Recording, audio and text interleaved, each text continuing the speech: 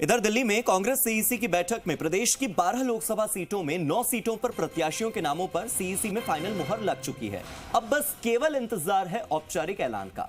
आज प्रत्याशियों की लिस्ट जारी कर सकती है कांग्रेस और 3 सीटों पर कांग्रेस ने गठबंधन के लिए सहमति दी है। पाली से संगीता बेनीवाल, जयपुर शहर से सुनील शर्मा, बाड़मेर से उमेदाराम, बारां झालावाड़ सीट से उर्मिला जैन भाया, अजमेर सीट से विकास चौधरी या फिर शिव प्रकाश गुर्जर, दोनों में से किसी एक को टिकट दिया जा सकता है। दौसा सीट से मुरारीलाल मीणा को टिकट दिया जा सकता है। श्रीगंगानगर हनुमानगढ़ सीट से कुलदीप इंदौरा को टिकट मिल सकता है। भीलवाड़ा सीट से आलोक शर्मा या फिर दामोदर गुर्जर को टिकट दिया जा सकता है। कोटा सीट से प्रहलाद गुंजल का नाम लगभग फाइनल हो ही चुका है। प्रहलाद गुंजल आज जयपुर में कांग्रेस ज्वाइन करने जा रहे हैं। सीईसी में 3 सीटों पर गठबंधन के लिए सहमति बनी है, नागौर, बांसवाड़ा और सीकर।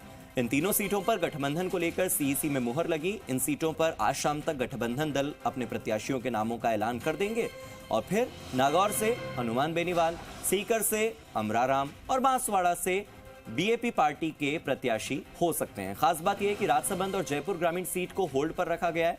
इन सीटों पर बीजेपी प्रत्याशियों की घोषणा पर कांग्रेस की पहले नजर है। राजसमंद से चौंकाने वाला नाम घोषित कर सकती है कांग्रेस, तो वहीं जयपुर ग्रामीण का प्रत्याशी बीजेपी के नाम के बाद ही घोषित होगा। मेरे सहयोगी निजाम मेरे साथ जुड़ गए, सीधे निजाम का रुख करते हैं। निजाम, हमने एक एक करके 9 सीटों पर कौन संभावित उम्मीदवार हो सकते हैं इसकी चर्चा की और 3 सीटें होल्ड पर रखी गई हैं जो कि गठबंधन दलों के लिए है। बची हुई वो सीटें जिन पर अभी भी नजर है कि पहले बीजेपी नाम घोषित कर दे फिर हम घोषित करेंगे, ऐसा क्यों? देखिए कि इस बार का चुनाव राजस्थान में बेहद कह सकते हैं कि रोमांचक होगा। इसलिए भी कि अब तक दोनों बार 25 में से 25 अगर कहें पिछले 10 साल में, तो कांग्रेस को शून्य ही हाथ लगा है, एक भी सीट खाता नहीं खोल पाई।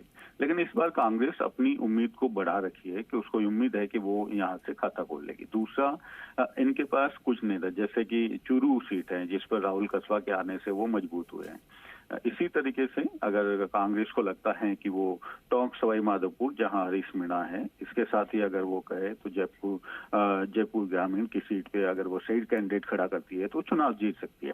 ऐसे कई उसके अपने वो कैलकुलेशन है कांग्रेस के। तो दौसा सवाई माधोपुर दौसा हो गया, जैसे कि 4 से 5 सीटें ऐसी है जहां कांग्रेस अभी से उसको उम्मीद है कि वो, जैसे नागौर हनुमान बेनीवाल है, अगर वो गठबंधन में जाती, जैसा कि अनुमति मिल गई है कल, और इसी तरीके से अगर जो बाड़मेर है उमेदाराम, तो ये चीजें काफी उनके लिए मजबूत पैदा करती है कांग्रेस के लिए स्थितियां।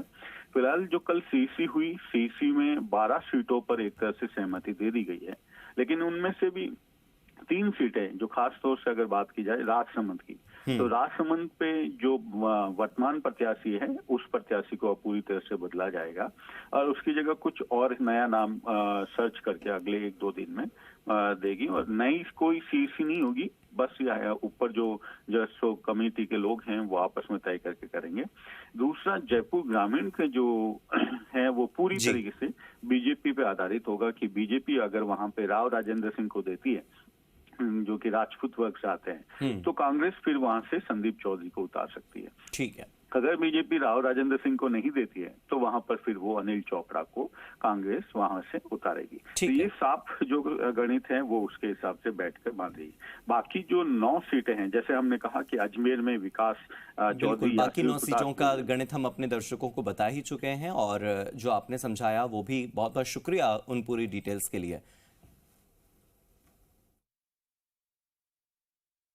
मजबूत उम्मीदवार मिलेंगे। पहले जो 10 सीटें आई हैं उसमें भी हमारे कैंडिडेट मजबूत हैं और राजस्थान के अंदर पाड़ा हम लोगों ने बांट दिया है।